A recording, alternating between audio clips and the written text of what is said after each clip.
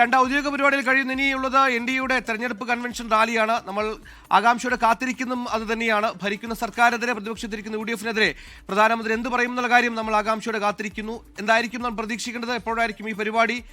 എത്ര സമയത്തിനകം തുടങ്ങാനാകുമെന്നാണ് പ്രതീക്ഷിക്കുന്നത് വിപിൻ? സുഹൈൽ, അല്പസമയത്തിനകം തന്നെ NDAയുടെ പൊതുസമ്മേളനം പ്രധാനമന്ത്രി ഉദ്ഘാടനം ചെയ്യും. ഏറ്റവും കൂടുതൽ പ്രതീക്ഷിക്കുന്നതും ഈ NDA പൊതുസമ്മേളനത്തിൽ എന്തായിരിക്കും BJPയുടെ പ്രകടന പത്രിക എന്നുള്ളതാണ്. പ്രകടന പത്രികയിലായിരിക്കും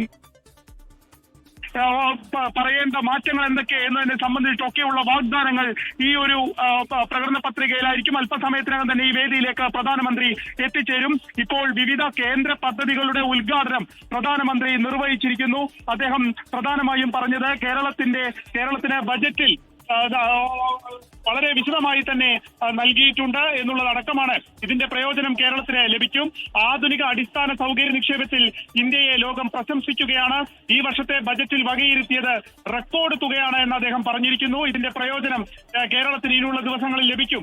ഇന്ന് സമാരംഭിച്ച വികസിപ്പിച്ച പുതിയ റോഡുകൾ കേരളത്തിന്റെ വികസനത്തിന് ആക്കം കൂട്ടുമെന്നും വികസിത കേരളത്തിന്റെ ശക്തി പകരാൻ ഇത് ഇടയാക്കുമെന്നുള്ളതും പ്രധാനമന്ത്രി പറഞ്ഞിരിക്കുന്നു. ഈ ദേശീയപാതയെ ചൊല്ലി കേരളത്തിൽ ഇപ്പോൾ തന്നെ പ്രത്യാരോപണങ്ങൾ ആരംഭിച്ചു കഴിഞ്ഞിരിക്കുന്നു. അതിൽ സംസ്ഥാന സർക്കാരിന്റെ ഒരു പ്രതിനിധിയെ പോലും ക്ഷണിച്ചില്ല എന്നുള്ളതായിരുന്നു പ്രധാനമായിട്ടുള്ള ആക്ഷേപം. അങ്ങനെ മന്ത്രി മുഹമ്മദ് റിയാസിനെ ക്ഷണിക്കാത്തതിനെ ചൊല്ലിയുള്ള വിവാദം കൊടുമ്പിരിക്കൊണ്ടിരിക്കുന്ന സമയത്ത് തന്നെയാണ് പ്രധാനമന്ത്രി അത് കേരളത്തിന് മുതൽക്കൂട്ടാകും എന്നടക്കമുള്ള പ്രസ്താവനകൾ നടത്തിയിരിക്കുന്നത്.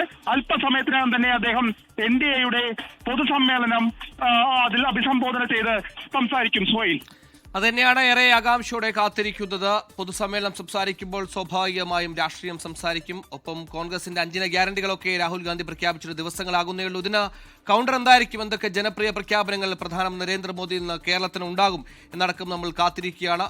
ഈ പറഞ്ഞതുപോലെ BJP അധികാരത്തിലെത്തിയാൽ അല്ലെങ്കിൽ BJPക്ക് വോട്ട് എന്തിനു ചെയ്യണം എന്നതിനുള്ള മറുപടി പ്രധാനമന്ത്രി ഉണ്ടാകും. എന്തെല്ലാം വാഗ്ദാനം ഉണ്ടാകുമെന്നാണ് നമ്മൾ ആകാംക്ഷയോടെ കാത്തിരിക്കുന്നത്.